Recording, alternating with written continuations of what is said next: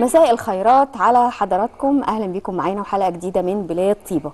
معلش احنا الفتره اللي جايه دي كلها هيبقى كلام عن المتحف المصري الكبير والافتتاحات بتاعته، الانجازات اللي بتحصل دلوقتي، والاستعداد لده هيكون عامل ازاي. ده هياخد دايما جزء كبير من الحلقه، لان بيتقال افكار مهمه قوي قوي حتى من الناس العاديه.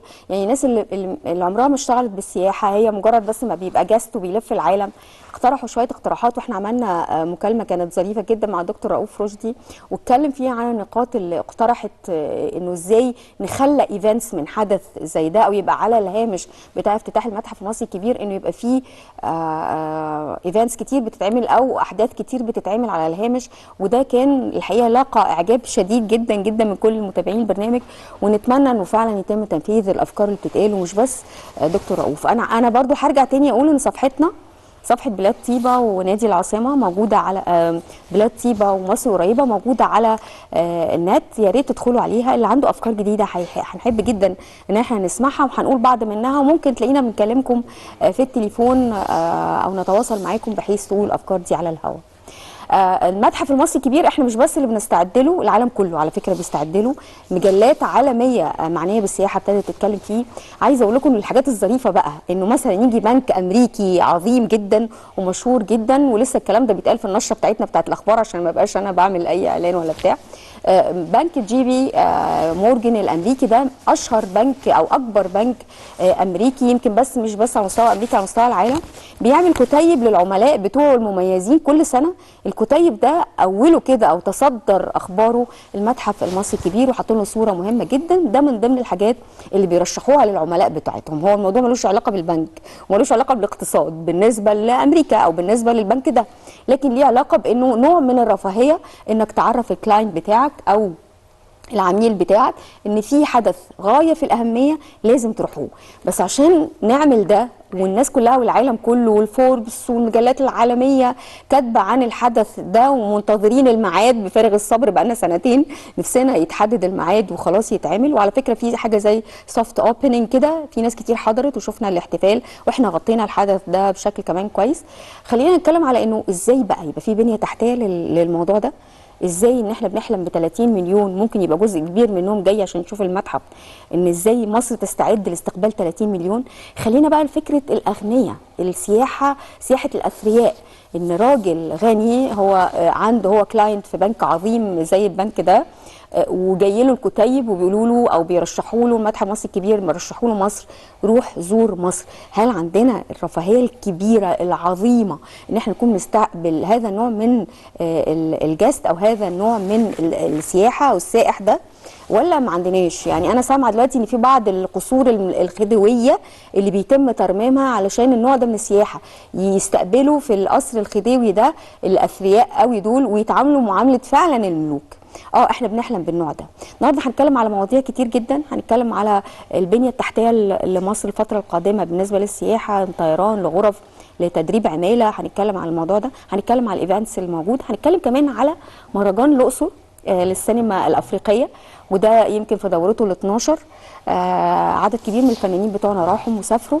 ليه احنا بنتكلم عليه واحنا سياحه؟ لانه من ضمن الحاجات اللي الاقصر بتهتم بيها قوي الشباب، بتهتم بالسينما، بتهتم بالفنانين الرسامين والنحاتين، بتهتم بالحضاره المصريه القديمه، لكن كمان عاملين وزي العروض الازياء اللي ابتدينا نشوفها والحاجات دي كلها. لكن كمان احنا اللي بنخلق. الاقصر من اوائل المدن اللي بتخلق الايفنتس او بتصنع احداث ويعني حاجات جميله جدا جدا موجوده. هنتكلم كمان على الافراح وازاي مصر برضو من الوجهات المهمه جدا بالنسبه للافراح. مين بقى اهل العلم واهل الخبره؟ وصديق عزيز جدا على بلاد طيبه معانا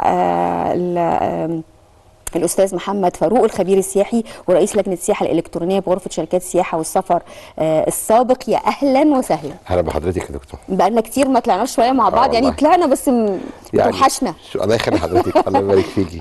طيب تعالى نشوف كده اول مجموعه من الاخبار معانا. لو في خبر لفت نظرك هيبقى اكيد بنحب نسمع رايك فيه. اتفضل.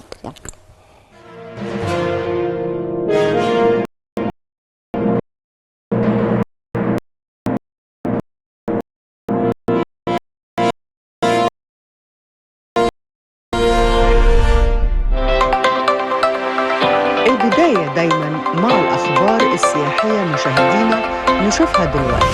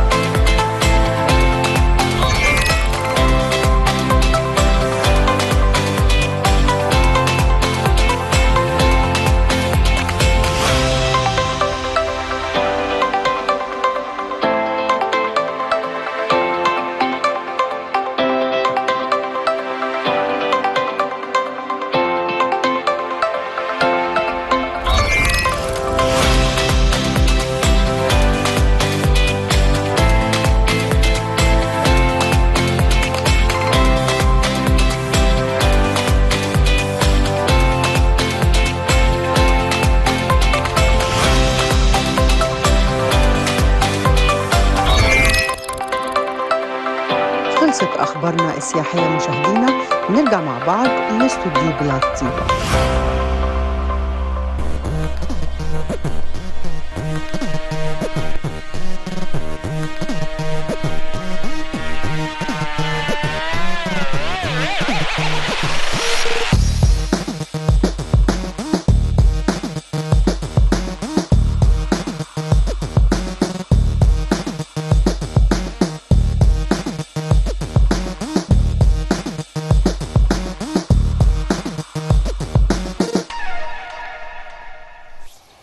رجعنا لحضراتكم مرة تانية. منورنا في الاستوديو الأستاذ محمد فاروق، الخبير السياحي ورئيس لجنة السياحة الإلكترونية بغرفة شركات السياحة والسفر السابق. يا أهلا وسهلا. خلينا نبتدي كده بحكاية البنية التحتية، وأحمد بيه عيسى وزير السياحة والآثار عمل اجتماع أو أكتر من اجتماع، وحط دي 3 محاور غاية في الأهمية. كل الشركات، رجال الأعمال، كل المعنيين بالسياحة لازم يتحركوا في ال3 محاور الأساسية دي، ومنها بيتفرع بقى بقية التفاصيل مزبوط. فيما يخص البنية التحتية. خلينا نبتدي من الطيران، أو نبتدي من ال3 نقط دول: الطيران وغرف الغرف الفندقية والعمالة. خلينا نبتدي كده، حضرتك شايف دول ازاي؟ بس هو الأول لازم نحط الهدف القومي اللي هو المشروع القومي اللي هو ال 30 مليار المستهدف. وده كان اتحط ل 25، واحتمال كان معالي الوزير اتكلم فيه انه ممكن يتاجل لغايه 26. انا شايف ان الموضوع مش موضوع قطاع السياحه بس، الموضوع ومعالي الوزير قال نفس الكلام ده. القطاع الخاص طبعا السياحي عليه عامل كبير جدا 95%، بس طبعا احنا طبعا وجود الجهات المعنيه في الدوله في مساعده القطاع للوصول لهذا الرقم المستهدف، فده لازم يكون نتفق مع بعض ان هو هدف قومي ولازم نشتغل عليه كلنا. فنبتدي من اول محور. طبعا محور الطيران هو محور رئيسي اللي بيمثل اكثر من 65% من تكلفه السائح لزياره المقصد السياحي. احنا عندنا عجز في الطيران، يعني عدد الطيارات الموجوده عند الشركات الوطنيه وفروعها او الشركات اللي تملكها مش الرقم اللي حقيقي المستهدف، لان الدول المنافسه لينا اللي بتعمل ارقام اعلى من كده او مطابقه لكده بتتكلم في فوق ال 300 طياره او 400 طياره واحيانا 600 طياره. احنا بنتكلم في رقم اقل من 100 طياره. طبعا ده موضوع كبير جدا، وده موضوع لازم يتحل. وبعدين هو مش لازم احنا نشتري طيارات وفي ايجار طيارات او نفتح الاجواء بالنسبه لشركات القطاع الخاص المصريه. في اكتر من 10 شركات مرخصين في مصر خارج الشركه الوطنيه، ممكن يقدروا يتحركوا بطيارات، وبقى عندهم طيارات او بيأجروا طيارات، واقدر اوسع سكيل. لازم اوسع السكاي، سكاي وذاوت ليميت، لازم افتح السكاي، لان الموضوع ده النهارده هو ده المشكله الاساسيه اللي قافله البوابات.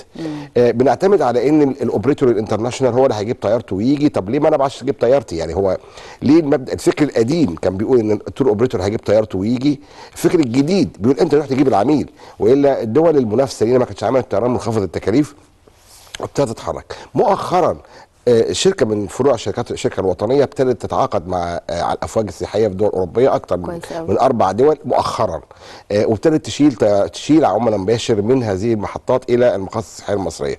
يعني عرفنا ان الصح ان احنا نجيب السايح، مش السائح اللي هو اللي هيجي لنا. يبقى اذا طالما احنا عرفنا الخط كده، يبقى لازم نتوسع بشكل كبير جدا في سواء كان عن طريق الشركه الوطنيه او عن طريق الشركات المصريه المرخصه او الشركات الاجنبيه اللي عايز تستثمر في مصر. ده الموضوع ده لازم يعني تحقيقه لوحده هيوصلك ل 50% من المستهدف انك تقدر توصل الهدف اللي انت عايزاه. خلينا نروح لحته اللي هي بتاعه التكلفه. حضرتك بتقول ان الحل ان احنا نأجر، ده ارحم شويه، ممكن نزود عدد الرحلات، ده برضو ممكن يكون جزء من الحل، لكن ده مش كل الحل. لكن دايما ايه زي ما تقول ايه، البيضه الاول ولا الفرخه؟ لا، ادي فرصه للقطاع الخاص، ما تحمليش حاجه. انت كدوله ما تحمليش حاجه، انت دوله اديني تصريح وحركي القطاع الخاص. صحيح، بس مين المسؤول؟ انا عايز اعمل 30 مليون فازود طيران، ولا لما يبقى اوريدي عندي اقبال 30 مليون فازود طيران؟ نيفر، مفيش حاجه يعني كده. لا يعني مين الاول؟ لا لازم اجهز التولز اللي اجيب بيها 30 مليون. ايوه، بس في حاجه اسمها وحدات قياس. يعني انا اعرف منين ان هيجي 30 مليون؟ ما خد بال حضرتك، الموضوع مكلف جدا والطيارات مكلفه جدا. انا عارفه ان احمد بيه عيسى اتكلم في القصه دي وقال انه هيوفر عدد من الطيارات، وزي ما حضرتك قلت القطاع الخاص لازم يخش بكل قوته. بس خلينا نقول ده احنا عايزين مؤشرات حقيقيه بتقول مين السوق اللي جاي بكتير قوي بحيث يوصل 30. هتركزوا على ايه بالظبط؟ طب انتوا عملتوا زي ما حضرتك قلت، اتحركتوا انتوا قلتوا الناس دي تعالوا علشان يبقى عندنا فعلا خلاص احنا السنه مثلا 2024 هيبقى جاي لنا مثلا 20 مليون، فهنزود ساعتها طيارات بالعدد ده، لان احنا طبعا الطيارات مش هينفع نزودها مره واحده. كلام سليم. فاهمني قصدي ايه؟ كلام يعني سليم. بس انا اقول لحضرتك حاجه، القطاع الخاص ما هتسمحي له انه يخش. القطاع الخاص ده اداره فلوس، طبعا عمره ما هياخد خطوه على محطه الا اللي هو متاكد انه هيكسب منها. كلام مظبوط. بس اديني الموافقه. انا كدوله اديني الموافقه، قول لي اتفضل معاك سبه مفتوحه، روح هات من الحته اللي تعجبك وانزل مطار القاهره، انزل مطار سفنكس، انزل المطارات اللي تعجبك، انزل مطارات الشواطئ، انزل اعمل اللي انت عايزه. فطالما الناس تيجي النهارده القطاع الخاص اديتيني هذه الحريه في التحرك، يبقى انا هقدر اخش انافس ويبقوا خارجين من عباءه الشركه الوطنيه. لا يا فندم، مش شركات قطاع خاص مصريه مرخصه. انا قصدي تخرج من عبايتها، لان انا عارفه ان في كذا حاجه خارجه من بالشرط اللي بيشتغل حاليا وبينقل من تحت العبايه، بس هو ليه كباستي محدوده. يعني المنافسه ما تعطلش الموضوع شويه؟ يا ريت المنافسه، مطلوب المنافسه يا استاذه ريم، مطلوب المنافسه، انا اسف. والمنافس واحسن منافس هو القطاع الخاص. وانا قلت قبل كده الكلام وهعيده في اكتر من مره في اكتر من لقاء وهعيده، الدوله تدير ولا تملك. يبقى بالتالي انا مطلوب مني النهارده القطاع الخاص يخش يشتغل، يجيب لي طيارات، يتحمل مسؤوليه، يخش يفتح له السماء، خليه يشتغل. هيصب في مصلحه الدوله في النهايه. في الاخر انت اللي هتجيب لي الراكب. وبعدين النهارده في الطيران المنخفض في اوروبا مثلا بتلاقي تذكره من محطه ومحطه ب 5 يورو مثلا وب7 يورو وب10 يورو. مش موجود برضه في اوروبا الكلام ده يا فندم. طب ما هو النهارده ابو 5 يورو ده شركه الطيران بتشتغل ب 5 يورو احيانا التذكره عندها دي، هي عارفه تعمل ايه وانها ما قفلتش شغاله. واخد بالك ازاي؟ نجيب بقى شركات، نجيب دول متقدمه، ايطاليا خصصت شركه الطيران بتاعتها ايطاليا خصصتها، نروح على اسبانيا نفس السيناريو، ايبريه خصصتها بقت فيها اكتر فيرجن، كلها طبعا دخلت خصص. ما هو النهارده خصص لانك انت النهارده اداره الاموال في القطاع الخاص هي تخصص.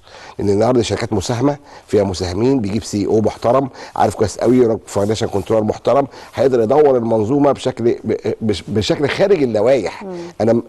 هو النهارده الناس اللي موجوده في مصر مش عارفين كل حاجه، بس عنده لوائح مأيداه، ما يقدرش ياخد خطوه. طبعا هو عنده قانون وعنده لائحه، هو موظف، فانا ما اقدرش ان انا احكم عليه انه يكسر القاعده عشان ما يتحاسبش اداريا. يبقى اذا انا لازم اكسر القاعده دي واتعامل من منطلق القطاع الخاص.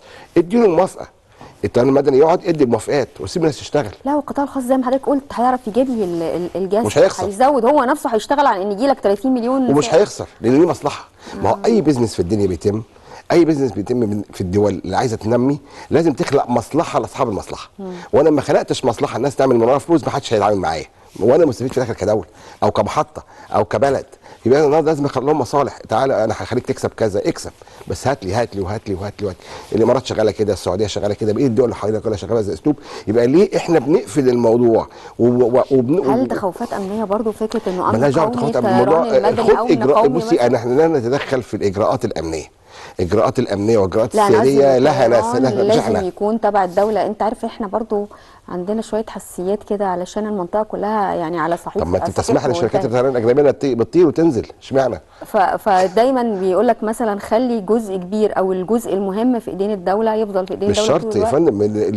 بلدنا ما تقدرش كده دلوقتي. بلدنا النهارده فاتحه وبتقول للناس تعالوا، المستثمرين تعالوا. مش ده الرساله احنا بنوصلها للعالم يا استاذه امال ايه ريم؟ اللي موقف لغايه دلوقتي؟ انا على ما فكره هي بقى بدور كل ده ما هي دي النقطه. على ايه اللي موقف فكره ما هي ان دي احنا النقطة. نفتح المجال للقطاع الخاص بشكل اوسع، لازم، خصوصا في ويبقى الطيران. دي طايله شويه عن خصوصا في الطيران. الطيران ده هو لب الموضوع.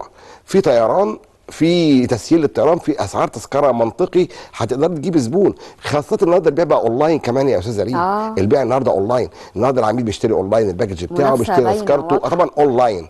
عايز ينزل يلاقي يحجز فندقه مباشر، عايز يحجز تذكرته مباشر، عايز ينزل بيحجز مرشده مباشر. في احصائيه رحلته كمان استاذ محمد دلوقتي بتقول انه السائح الجديد، يعني السائح، شخصيه السائح اللي اتغيرت دي، بقت بتحب هي بنفسها تعمل كل حاجه.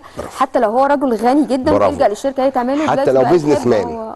ودي نقطه، ودي هتاخدنا لنقطه ثانيه اللي هي نقطه التوسعات الصفقات الفندقيه. ايوه. تعالى الطاقه الفندقيه النهارده عشان استثمر في فندق، عشان ابني فندق 5 نجوم هيكلفني ملايين الملايين. المستهدف مش ال5 نجوم، المستهدف ال3 نجوم وال4 نجوم بمستوى راقي.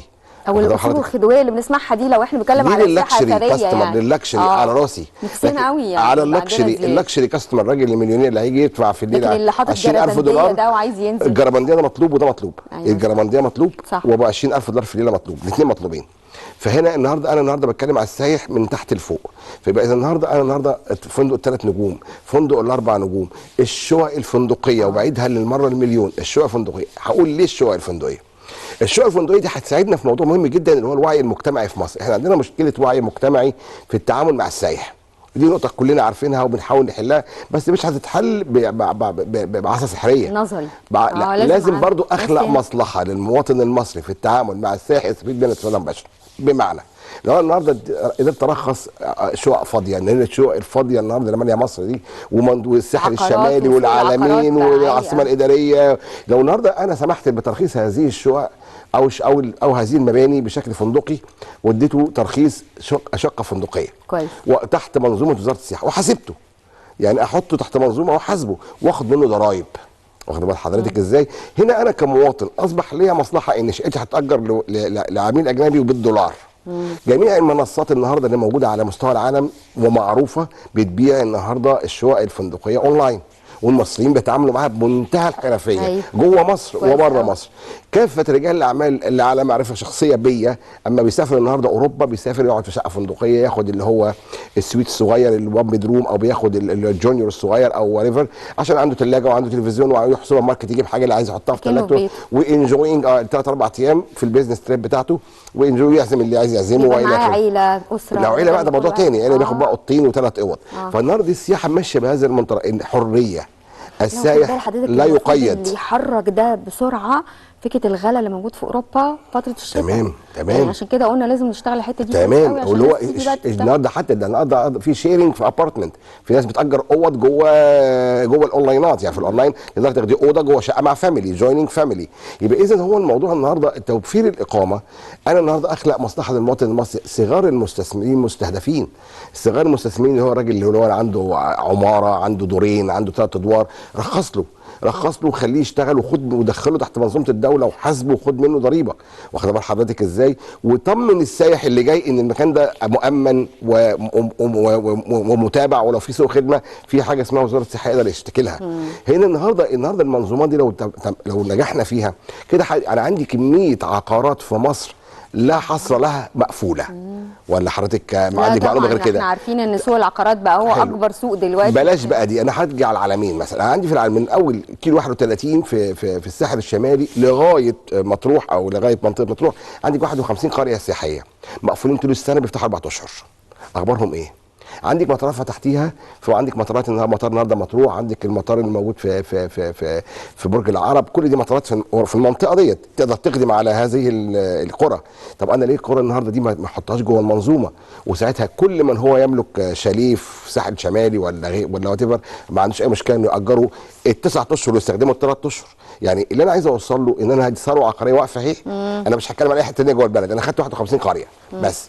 خدي بقى عندك في كل الاماكن الجديده، في اكتوبر، في شيخ زايد، في التجمع، قد ايه فيلل وقد ايه عقارات مقفوله انت ما تحققش. كومباوندز كامله يعني. فانا النهارده بدل ما انا عندي 210,000 غرفه فندقيه وبسعى انها تبقى 500,000 غرفه فندقيه من غير مبني، هم موجودين بس احط لهم ايه؟ اطار بقى منظومه يعني. ونظام وقانون ولوائح، ويتم المحاسبه عليها. هستفيد ضرائب، هستفيد تشغيل، هشغل عماله، هدخل ايرادات، هخلق مصلحه للمواطن المصري العادي في السياحه. يبقى كده انا لو اتعاملت مع هذه الثروه العقاريه عندي نسبه لا يستهان بها من المصريين هتكسب بشكل مباشر من السياحه، سواء داخليه او سياحه خارجيه. يبقى انا ساعدت في سرعه الوعي المجتمعي بالنسبه لنقطه التعامل مع السائح. يبقى مشكله الطيران حلولها واضحه لنا، مشكله الطيران حلولها واضحه لنا، مشكله الفندقه او الاقامه مشكلتها واضحه، العماله والتدريب. ايوه، العماله والتدريب. انا النهارده في اكتر من بروتوكول بيتم حاليا ما بين كليات السياحه والفنادق وما بين الفنادق الكبرى لتدريب العاملين.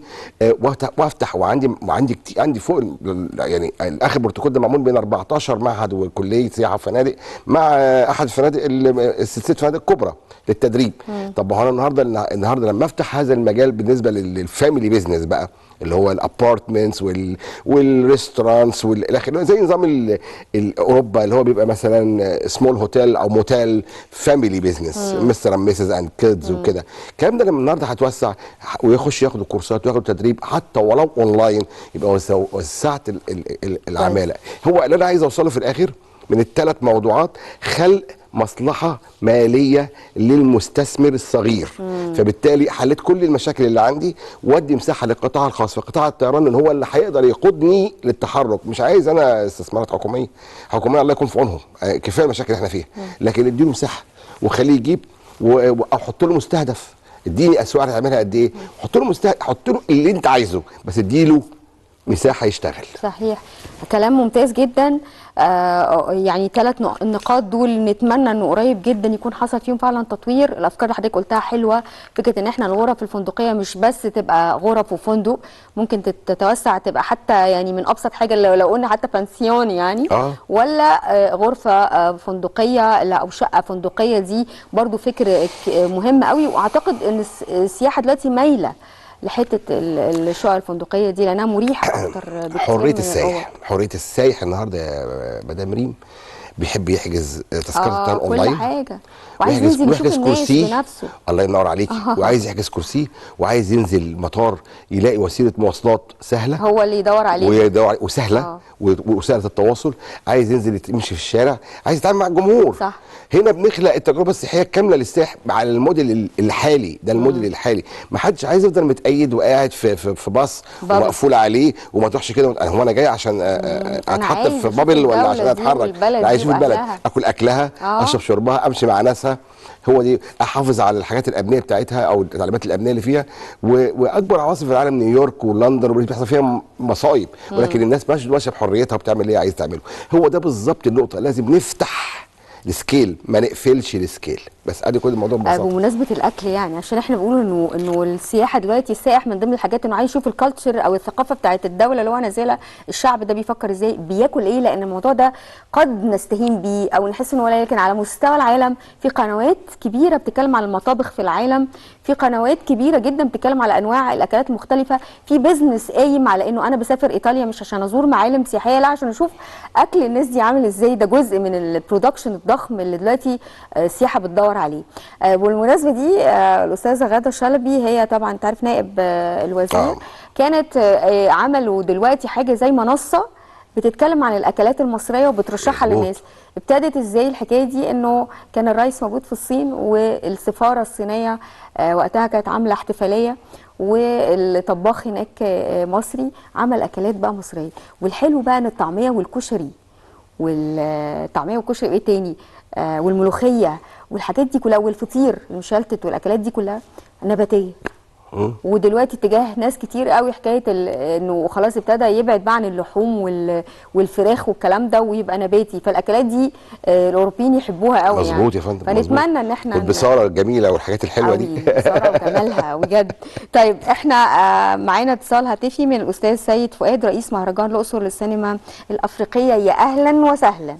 اهلا وسهلا. اولا الف مبروك للدوره ال 12 للمهرجان. الله يبارك فيك. طيب خلينا نتكلم على انه المهرجان بتاعكم انتوا بتتحسدوا عليه لانه مش موجود في مدينه عاديه، هو موجود في المتحف العالمي الكبير اللي الرئيس قال عليه والكل الناس بتنادي بيه انه يبقى متحف عالمي الناس كلها تنزل تستمتع بجمال الاقصر. فخلينا نتكلم على الاقصر وعلاقتها بالمؤتمر. هو المهرجان مرتبط بالاقصر، هو باسم الاقصر الحقيقه. ويعني طبعا اختيار الاقصر من الاول كان اختيار مقصود، ان زي ما قلتي يعني بنتكلم في متحف مفتوح ومدينه يعني عريقه ومعروفه، اسمها لما بيتقال خلاص انت في مكان مميز جدا. فده افاد المهرجان جدا وعمل لنا اسم كبير في وقت قليل جدا. انتوا بقالكم 12 سنه المهرجان بيتعمل في الاقصر. والحقيقه انه مرتبط بالمدينه يعني. الحقيقه انه انتوا من اوائل الناس اللي حطت عينيها على الاقصر، لان الاقصر دلوقتي ادينا بنشوف يعني ناس عارضين ازياء عالميين بيختاروا الاقصر، بنشوف طريق الكباش. طبعا يعني كله دلوقتي عينيه بتتجه للاقصر انه يتعمل فيها ايفنتس ضخمه، فانتوا اوائل الناس اللي ابتدت الموضوع ده. احنا بدأنا في 2010 التجهيز و2012 اول دورة. طبعا الاقصر جاذبة جدا لمن يعي حجمها ووزنها وتاريخها، فبالتالي يعني اختيارنا ليها كان اختيار موفق طبعا. فقدرنا في وقت قليل نحقق اسم جيد جدا في السينما الافريقية، والحقيقة ارتبط بيها الاشقاء الافارقة، بقى حلم كل سينمائي في افريقيا انه يكون موجود. طيب اولا كلمنا عن الافلام اللي موجوده السنه دي، ايه اللي مميز، ايه اللي الناس ابتدت بتحجز مكان عايزه تحضر الفيلم، الندوات اللي موجوده، ونتكلم على الرحلات اللي اتعملت لان انا شايفاكم على مركب نيليه، شايفاكم في المعابد ومعبد حتشبسوت، فاحكي لنا كده عن الابعاد. الحقيقه الافتتاح عاده بنعمل تحرك بمراكب فرعونيه ذهبيه اسمها الذهبيات، وهي مراكب يعني بتاخد شكل فرعوني، وبنخلي ال 31 جنسيه من افريقيا موجودين في حضن النيل في مكان واحد مع بعضيهم في نيل مصر. الله. دي البدايه، وبتبقى بدايه قويه، وبقى في كمان فنون شعبيه مصريه، طبل ومزمار ورباب، وهم بيحبوا جدا المزيكا بتاعتنا بتاعت الجنوب. فكانت البدايه من هنا، ثم الوصول الى معبد الاقصر. واحنا عملنا الافتتاح السنه دي في معبد الاقصر رغم الظروف الاقتصاديه الصعبه، ولكن وجودنا داخل معبد الاقصر مفيد جدا سياحيا، وبيدي يعني كمان ثقل للمهرجان. فكانت كنا توقفنا السنه اللي فاتت، ولكن عدنا السنه دي لمعبد الاقصر. النهارده بدات الفعاليات من الساعه 10 الصبح، مؤتمر صحفي لهالة صدقي ثم هشام نزيه، ثم ندوة عن السينما السنغالية المكرمة، وعروض أفلام حقيقة لاقت استحسان كل من شاهدها من لجان التحكيم والجمهور.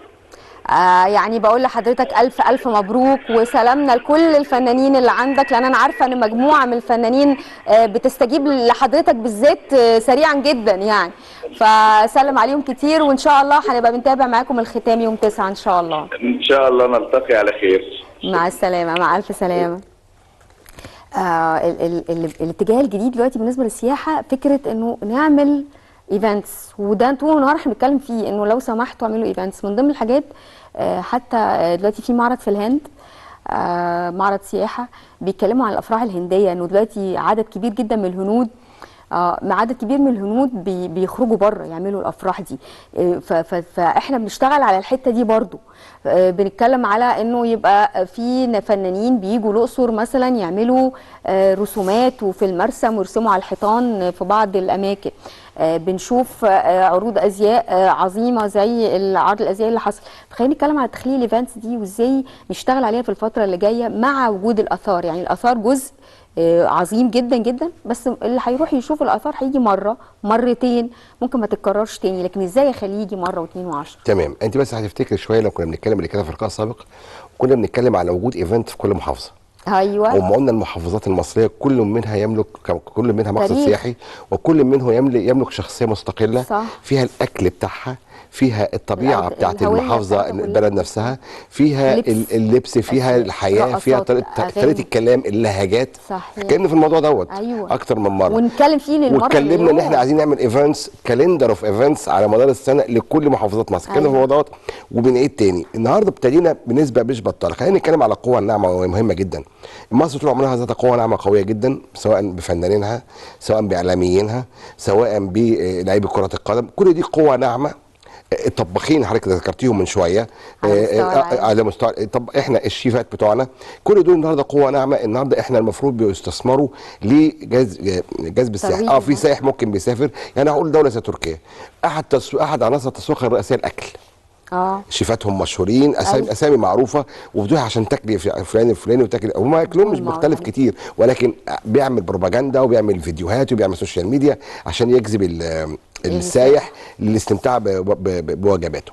فهو النهارده كل القوى الناعمه دي النهارده موجوده في مصر. ولعبوا بالحكايه دي في الدراما، يعني دخلوا لنا من الدراما، واحنا جربنا تجربه الدراما. عندنا المسلسل الشهير اللي تم في الاقصر، اللي اتصور في الاقصر. ايوه. واخد بال حضرتك ازاي؟ اللي هو لغايه النهارده الاوتيل اللي تم فيه هذا الكلام كامل العدد، واتعمل فيه افراح، واتعمل فيه اللي هو في مسلسل جراند اوتيل. ايوه. كذلك مسلسل تاني تم في رمضان اللي قبل اللي فات كان في الغردقه، نفس الموضوع. وكان مصطفى شعبان هو البطل بتاعه.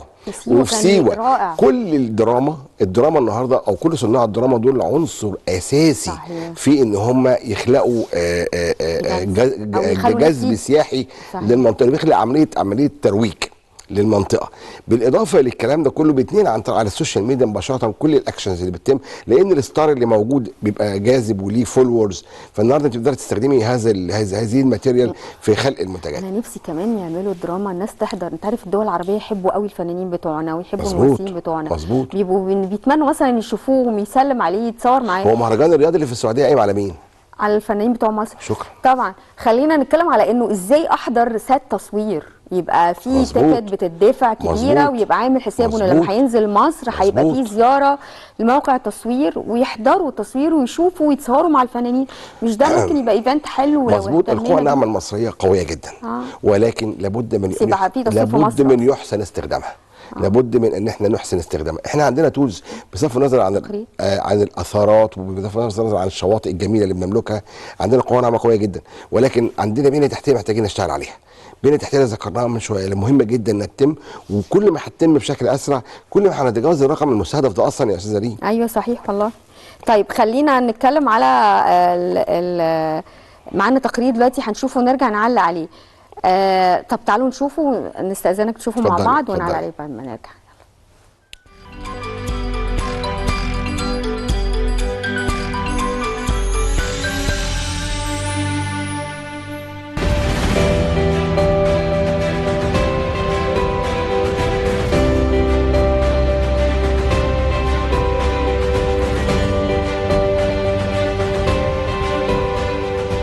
حفلات الزفاف أصبحت استثمار سياحي عالمي وليه اهتمام كبير جدا، خاصة بعد زيادة أسعار السوق العالمية لحفلات الزفاف في العالم كله. ومصر بتمتلك الخبرات الكافية لدخول عالم سياحة الزفاف بأشكاله المختلفة، وده لاختلاف وتنوع المقاصد السياحية الموجودة بيها، سواء التاريخية زي المعابد والأهرامات، أو الشاطئية في المدن السياحية زي شرم الشيخ والغردقة والعلمين ومرسى علم وطابة.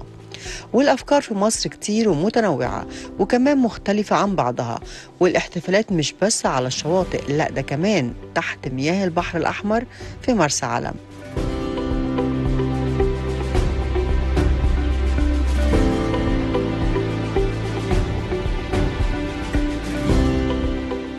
والفترة الأخيرة استقبلت مصر حفلات زفاف كبيرة، من أهمها وصول طائرة من مطار أحمد أباد بالهند، وكان على متنها 337 راكب من أجل حضور حفل زفاف اللي أقيم على مدار 3 أيام متواصلة. وتم تنظيم الفرح الهندي بشرم الشيخ، وتراوحت تكلفته ما بين 3 إلى 4 مليون دولار. وكمان احتفلت المصرية ماريانا هي وزوجها تريفور اللي جم مصر خصيصا من الولايات المتحدة الأمريكية لإقامة حفل زفافهم في كنيسة كليوباترا بحضور أكثر من 100 شخص من أصدقائهم من جنسيات مختلفة. وكان كل شيء في الحفل مصري، سواء التنظيم أو الأكلات أو الديكورات، كان كل شيء مصري فعلا. وكمان نظموا رحلات لكل الأماكن الأثرية الموجودة في مصر لأصدقائهم علشان يتعرفوا على بلدهم أكتر. العرب كمان بيفضلوا إقامة حفلات زفافهم هنا في مصر، فمصر لديها خبرة كبيرة جدا في هذا المجال. ومن المتوقع أن يصل حجم سياحة الزفاف ل 291 مليار دولار بحلول 2031، بعدما سجل حجم السوق نحو 21.6 مليار دولار عام 2021. وعن عدد الأفراح المستهدفة خلال 2023 بتستهدف من 10 إلى 15 حفل هذا العام، ولا زلنا في البداية وبنحاول أننا نجد موضع قدم في هذه السوق السياحية العالمية.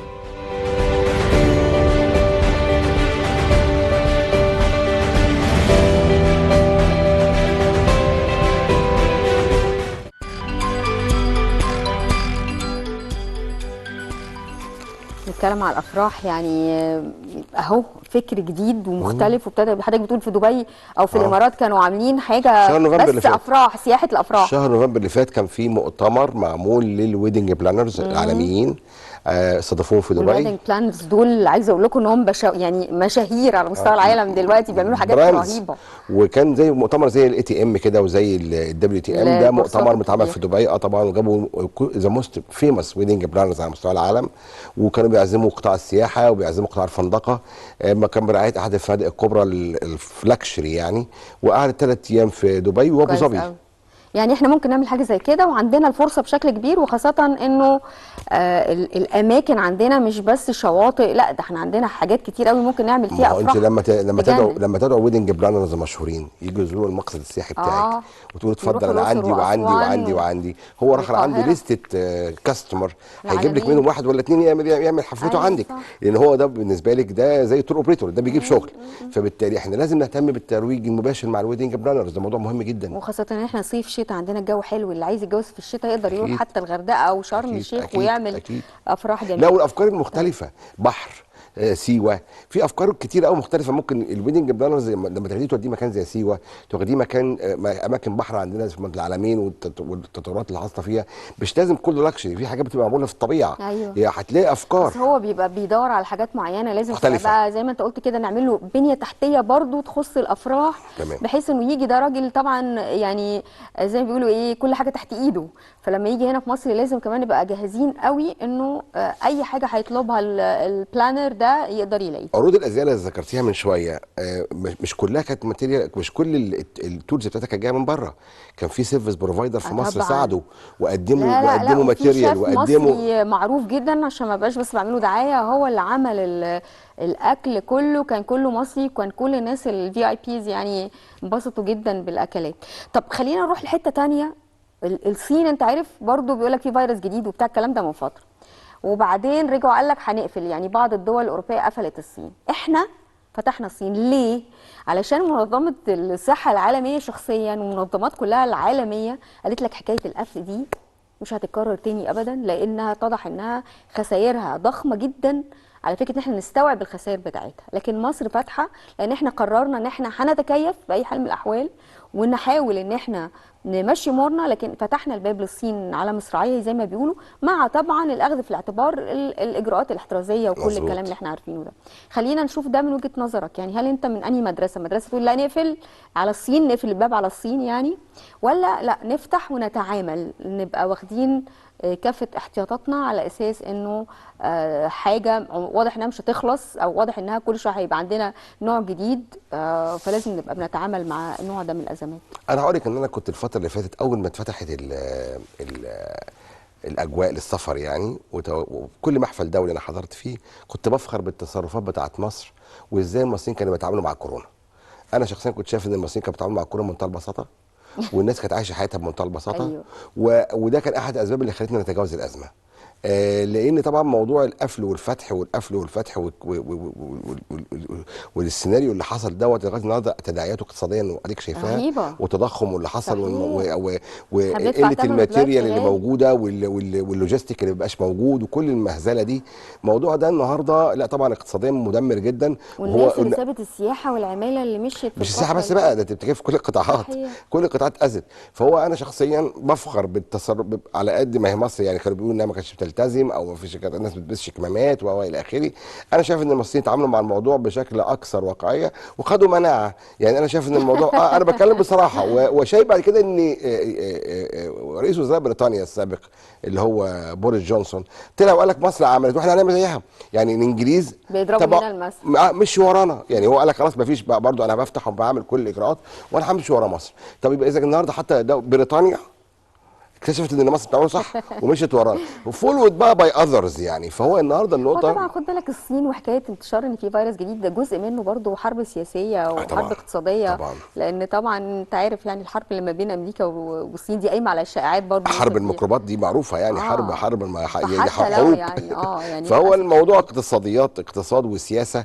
فاحنا مالناش دعوه بالموضوع دوت. احنا طبعا احنا ضد نفتح واهلا بكل الضيوف. يعني اتقال كده انه ممكن ناخد 10% من السياحه الصينيه. انتوا عارفين الصين عباره عن مليار و400 مليون. لما تاخد 10% ده رقم اتقال والله مش انا اللي بقوله، ان ممكن لو حطينا الصينيين في دماغنا فوق ال 100 مليون. انت كده 10% ده لا فوق ال 100 مليون. هم مليار و400. لا انا بتكلم في 10% من حجم السياحه بتاعتهم. ايوه هيبقى فوق ال 100 مليون. طبعا السوق الصيني السوق الصيني ده سوق ضخم جدا وعلى فكره يعني احنا لما ترجعي برضو للنت والسيرش هتلاقي عندي محطات في مصر عليها سيرش عالي جدا من السوق الصيني زي الغردقه زي الاقصر زي القاهره. اعلى سيرش بيتم من الصين. لما يتقفل في وشهم ابواب كتير في اوروبا وغيره وامريكا هتتفتح. يعني انا قصدي ان في بيبان هتتفتح لهم تاني عندنا في مصر، فده ممكن يزود. يعني لازم نستغل الموقف كويس قوي الفتره اللي جايه دي. في بعد اقتصادي. احنا دلوقتي داخلين على اتفاقيه البريكس والنهارده ده معناه ان احنا نتبادل بعمله المحليه لكل دوله. أيوة. فاحنا ابتدينا احنا وروسيا ابتدينا نستخدم المير اللي هو الكارت بتاعهم وابتدينا نستخدم الروبل في قبول العمله. وطبعا الطرف الثاني في البريكس هو الصين. فنفس القصه لو تتعاملي مع الايوان الصيني وتتعاملي مع عملته وتتعاملي مع طرق الدفع الصينيه عيشي حياتك بقى وتحرري من الدولار والمشاكل اللي احنا موجودين فيها. ده في بعد اقتصادي قوي جدا ان احنا نخش مع روسيا والصين في موضوع، خاصه ان الصين هي المورد الرئيسي لينا في كدوله مستورده بنستورد منها يعني. خلينا نروح لجزئيه تانية برضو انا شايفه انها متحف المصري، ويمكن انا ابتديت بيه انه دلوقتي كل المجلات والوكالات العالميه والصحافه بتتكلم عن المتحف الكبير وافتتاحه. عجبني قوي قوي فكره انه كمان البنوك والاماكن اللي هي ملهاش علاقه بالسياحه لا بتحط في الكتيب السنوي بتاعها انه ده من غير ما حد يقول لهم او من غير ما تبقى مدفوعه الاجر. ده هم بتحرك يعني ممكن يكون العملاء نفسهم اللي بيسالوا هيتفتح امتى المتحف الكبير، فهم كبنك بيتحرك على هذا الاساس انه بيعمل نوع من الرفاهيه كمان للكلاينتس بتوعه، انه يقول لهم في المتحف هيبقى فيه كذا، في 100,000 قطعه، توت عنخ امون المشهور على مستوى العالم ده هتبقى كل القطع بتاعته موجوده، وفي ترميم لمجوهرات وغيره. فانا عاجبني الفكره والمفروض ان احنا نعملها كمان عندنا في مصر. ده خبراء التسويق والترويج بتوع البنوك. يعني البنوك النهارده بتفتح شركات تسويق وشركات دعايه، فعايزه منتج جديد تحطه للعميل، فعايزه منتج جديد تجذب بيه العميل، فبتحط لك نقط جذب جديده. لان النهارده المتحف ده النهارده احنا بنتكلم فيه مع الناس من 2019. ايوه كل معرض دولي الناس بتتكلم عن هتفتح المتحف امتى، هتفتح المتحف امتى. فالمتحف ده زي ما قبل كده اتكلمنا فيه مع بعض انه احنا اترفع علينا سقف توقعاتنا في موكب الامنيات والكباش، وفي لقاء سابق مع حضرتك واتكلمنا أيوة. وقلنا احنا المتحف الكبير عايزين فوق اللي احنا شفناه، يبقى الحد الادنى بتاعنا طريق اللي احنا شفناه في المتحف احنا عايزين ونقل الجديد. المومياوات. وانا شايف ان طبعا ان طبعا زي ما قلنا ان ليها ان كان في بعد عالي جدا في موضوع المومياوات والكباش، وجذب لنا الشباب اللي هم الواي وزد لو تفتكر حديث ضرب لنا. أيوة. انا شايف ان المتحف الكبير لازم يخش بنفس الاسلوب او باسلوب اعلى وارقى. اتمنى على الناس القائمين عليه المبدعين اللي هم المفروض هيظهروا هذه الجوهره للعالم، هيظهروها ازاي. الموضوع لازم يتعمل كويس قوي ولازم يتمهد له كويس قوي. حاليا هو في التدريج في الافتتاح التجريبي زي ما حضرتك تفضلتي، وبيتم فيه زيارات مدفوعه على فكره بس بموافقات مسبقه. واحنا دخلنا فيه اكتر من جروب على فكره زاروا بموافقات مسبقه، وكان طبعا لقى اعجاب عالي جدا. واتمنى ان شاء الله ان يكون ان احنا نكون على مستوى الحدث زي ما نجحنا في المومياوات ننجح ان شاء الله في متحف مصر. انا جالي تعليق على الولاد اللي بتشتغل هناك انه مش بس ناس بتشتغل بتعمل اللي عليها او ماشيه بسياق محفوظ، لا، اتقال انه كان زي قاعه كبار زوار وراحهم واستقبلوهم الولاد دول شباب وبنات واتكلموا وكانوا بيتكلموا بقى بحب وبسعاده وكانهم يعني الموضوع يخصهم هم اكتر من اي حد تاني. فعجبني الفكر ده، يعني مش بيشتغلوا على انه بيعمل عليه وخلاص. ولازم نستثمر الفكر دوت من الشباب عشان اخلق الانتماء اللي موجود عند كل مصري النهارده عايش بره مصر او جوه مصر، بيعشق مصر وعايز يدفن في مصر. صحيح. فالشباب المصري برضو بيعشق مصر، بتمشي في دمنا ما نقدرش نستغنى عنها. ف بس نديله فرصته عشان يثبت ولاءه لبلده وحبه لوطنه، وبالتالي نقدر نستفيد بخبرته ونستفيد بلغته ونستفيد باسلوب ادائه وروحه الشبابيه في جذب السائح، سواء كان سائح اجنبي او سائح حتى مصري. يعني ده مهم جدا ان احنا ندعم فكره الشباب. قبل ما يحصل الافتتاح عايزين يحصل كمان برامج توعيه انه الناس المصريين اللي هناك انت رايح كجاست ورايح كزائر وسائح عايز تتفرج انت كمان، ده يخصك انت في النمره واحد في المقام الاول، لكن كمان لازم يبقى فيه ارشادات، معرفش بقى تبقى موجوده في كتيبات، تطلع في التلفزيون، تطلع على النت، انه كيفيه التعامل، لان في اتيكات سائح بيستقبل، يعني انا صاحبه البيت فبستقبل السياحه، وفي اتيكات ان انا سائح جاي من بلد تانية لبلدي. فعايزين نبقى كل واحد فينا رايح يزور متحف وجنبه سائح اجنبي يبقى صوره يعني ترفع الراس كده. انا شفت في متحف الحضارات الكلام ده، يعني انا بصراحه ربنا فتح حضرت اكتر من حدث، وكنت بعجبني قوي طريقه التعامل المصريين، الزوار كويس مع المتحف ومع مقتنيات المتحف ومع طريقه تعاملهم. انبسطت جدا من ان هم بيتبعوا التعليمات، بينفذوا البوليسي اللي بيقول لك مسافه بينك وبين السائح اللي جنبك، كانوا بينفذوها بمنتهى الحرفيه وكانوا سعداء بتنفيذها. الصوت العالي ممنوع، يعني لا، في حاجات كتير. المصريين لما يقولوا حاجه ناجحه بيفخروا في بلدهم، بيفخروا بيها، ما تقلقش على المصريين. يعني اطمني عليهم قوي في اديهم الحاجه اللي يخافوا عليها، وهتلاقي رد فعل مش هتتخيلي. اديهم الطريق او الخريطه ونسيبهم بعد وسيبيهم هم هيتعاملوا. عشان كده انا بقول ان احنا مش عايزين الناس تزهق مننا، بس احنا هنفضل نتكلم عن المتحف المصري الكبير لغايه ما يتم افتتاحه، وما بعد افتتاحه ان شاء الله نفضل نحتفل كتير. لكن عايزين زي ما قلت هي مسؤوليه كبيره جدا على كل الناس اللي بتشتغل هناك والمصريين اللي هيروحوا يزوروا وكل حاجه. وزي ما قلت الاحداث، يعني كان من ضمن الافكار اللي بنحلم بيها فكره انه يبقى في غرفه فيها كده معبد، فيها مقبره، فيها شكل سيميوليشن كده للحقيقه، والناس بتقف تتصور زي ما موجود في اوروبا وموجود في هولندا. في كذا فكره اتقالت انه ممكن في المنطقه الصحراويه اللي حواليها يتعمل البحث عن الكنز ويتعمل حاجات مشابهه للمقابر الموجوده، وناس تنزل تستكشف او الشباب يتعمل لهم رحلات في الاماكن دي ويبقوا يعني في افكار كتير قوي اتقالت. انت رايك ايه في الافكار دي وازاي ممكن فعلا تتحول لحقيقه؟ لان اعتقد ده دور رجال الاعمال، ممكن تكون الدوله مش هتقدر تعمل ده قوي، بالعكس لازم رجال الاعمال هو رئيس مجلس الامناء كان موجود في شهر 12 اللي فات في احد الدول الاسكندنافيه، وكان في جوله ترويجيه للمتحف. كويس قوي. وهذه الجوله الترويجيه كان بيبحث فيها عن الاحداث والايفنتس اللي ممكن تتم في المتحف. لابد من ترويج هذا المتحف كفينيو، ده متحف عالمي زي دوت، زي النهارده المتاحف اللي موجوده في اوروبا وفي امريكا، دي فينيوز يعني بيتعمل فيها مؤتمرات، بيتعمل فيها عشوات، بيتعمل فيها غدوات رسميه وغير رسميه مدفوعه، احتفالات كبيره. احتفالات كبيره وات ايفر يعني، مسرح يعني ممكن. كل حاجه، اوبرا احيانا لو سمعنا هي كمان مساحه كبيره انه عنده هيبقى مساحه فيها المطاعم اوبرالي. المصريه في كلها، يعني هيبقى في سنتر هم زي اعلنوا عن فود المطاعم كورت. على فكره اللي بس موجوده. مش هينفع نقول، بس في جزء كبير منها هيبقى مطاعم مصريه واكلات مصريه، الفول مظبوط والطعميه والكشري وكل. مظبوط فده ظريف برضه. وعلى مستوى راقي يعني. فهو النهارده كان موجود وبيسوق، الراجل بيلف كويس من قوي. شهر 12 اللي فات في الدول الاوروبيه وغير الاوروبيه للترويج للمتحف، عشان يجتذب يملى الكالندر بتاع المتحف باحداث ورا يبقى بعضها. في بقى خريطه وطبعا للناس الكلام ده بالنسبه له هو ده الصح، وهي طريقه الترويج الصح لهذا الموقع. زي برضه متحف الحضارات برضه بيروج وبيتم فيه احداث، واحنا نظمنا فيه اكثر من حدث احنا شخصيا كشركه. الكلام ده النهارده هو ده المطلوب. والنهارده المواقع ديت الفينيوز اللي هي المتاحف والاماكن الاثريه لازم تجيب الريتيرن اوف انفستمنت بتاعتها، لانها تكلفتها طبعا. عاليه جدا في طبعا. التشغيل. والريتيرن اوف انفستمنت دوت هو ده اللي احنا بننتظره، هيجيب سائح يقيم ويصرف. ايوه نتمنى يا رب. وخاصه ان احنا بقى عندنا منظومه طرق وغيره، لو هو قاعد في اوتيل بعيد في ثواني ممكن تلاقيه موجود في المكان ده، غير زمان كان ممكن يبقى بيقضي وقت في الاتوبيس او بيتحرك عشان يتنقل من مكان لمكان، بتبقى فيه صعوبه. فدي من ضمن النقاط كمان اللي بقت سهلت كتير قوي انه يبقى السياحه مش بس موجوده في منطقه الهرم، يبقى السائح موجود على طول خط مصر كده، ويقدر يتحرك بسهوله. خلينا نروح لحته الجزئيه كمان تانية بنتكلم فيها عن الاقصر واسوان، وخاصه انه احنا اجازه نص السنه.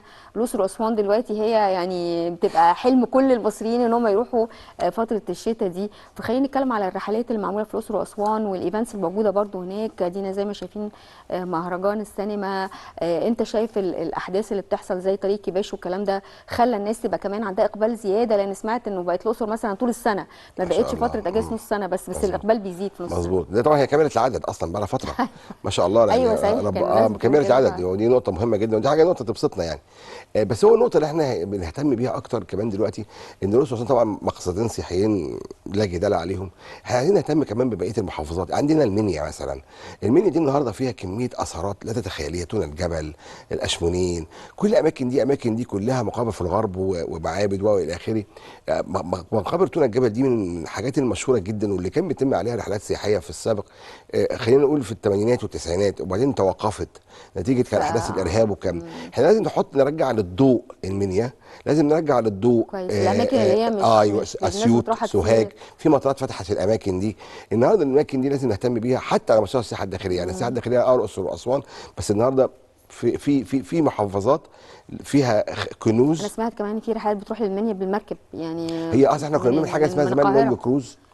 كان زمان قبل ما كانت وقفت ورجعت تاني شويه بس يعني على بحرك خفيف كده. كنا بنقف، كنا بنعمل باص تور من القاهره زمان واحنا شباب، كنا بنطلع بنلف بناخد من اول كده فيوم، بني سويف، بني حسن، دندره، ابيدو كده اخري، مصنع الالومنيوم، كنا ننزل ناس في مصنع الالومنيوم، في فندق بتاع مصنع الالومنيوم. فكانت الاماكن دي كلها زرناها كباص تور، بس يعني لغايه ابو سمبل بنوصل.